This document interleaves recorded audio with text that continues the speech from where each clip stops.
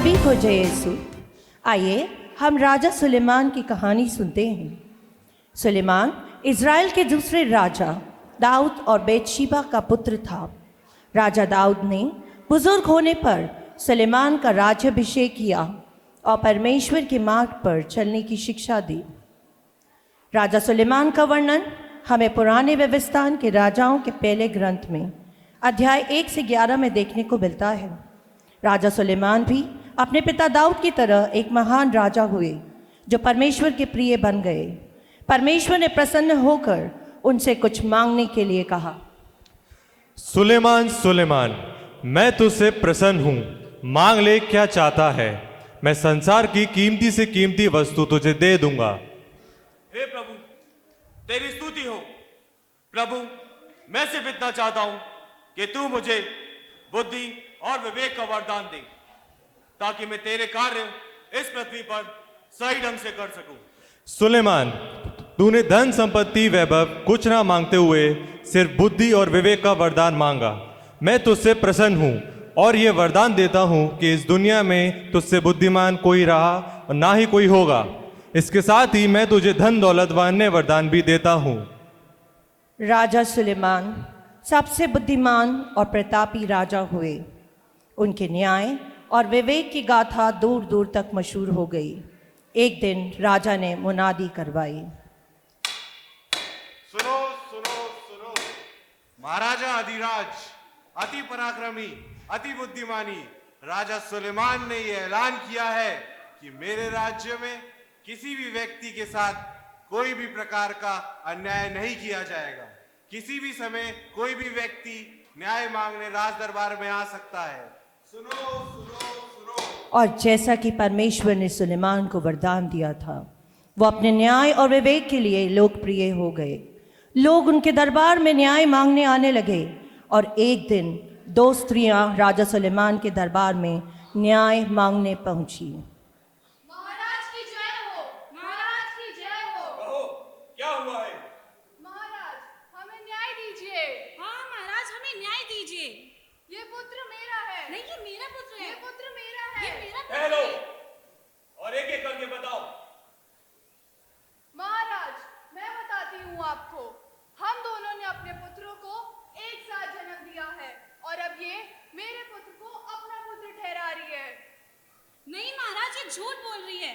ये मेरा ही पुत्र है। इसने तो अपने पुत्र को जन्म ही नहीं दिया। नहीं महाराज, ये झूठी है। ये झूठ बोल रही है। जैसा कि ये सब जानते हैं, इसकी अपनी गलती की वजह से इसका पुत्र अब नहीं रहा और अब ये मेरा पुत्र मुझसे छीनना चाहती है।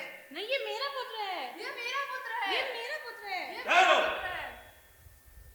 मैं इसका एक हल निकालता हूं। इस बालक को यहां रखो और मेरी तलवार लेकर आओ। मैं इसके 2 टुकड़े कर देता हूं, एक इसे देता हूं और एक इसे। नहीं महाराज, आप इसे मत मारिए, आप इसे मत मारिए। मुझ स्त्री पर दया कीजिए। भले ही आप इस पुत्र को इस स्त्री को दे दीजिए। कम से कम ये मेरी आंखों के सामने जीवित तो रहेगा। ठीक है, तो फैसला हो गया है। इस बालक को इस स्त्री को दे दिया जाए, क्योंकि इसकी ममता देखकर यही मालूम होता है कि यही स्त्री इसकी असली मां है और इस स्त्री को कारागार में डाला जाए। नहीं महाराज, मुझे माफ कर दीजिए महाराज। और इस तरह सुलेमान की बुद्धिमानी की चर्चा पूरे देश में फैलती चली गई और शीबा की महारानी उनसे मिलने आई। महाराज, मेरा अभिवादन स्वीकार कीजिए। आपका स्वागत है महारानी। महाराज, मैंने आपके न्याय के बारे में बहुत सुना है, इसीलिए मैं आज आपसे मिलने आई हूँ। मेरे उपहार स्वीकार कीजिए। आपका आभार। आइए महारानी, मैं आपको मेरा राज्य दिखाता हूं।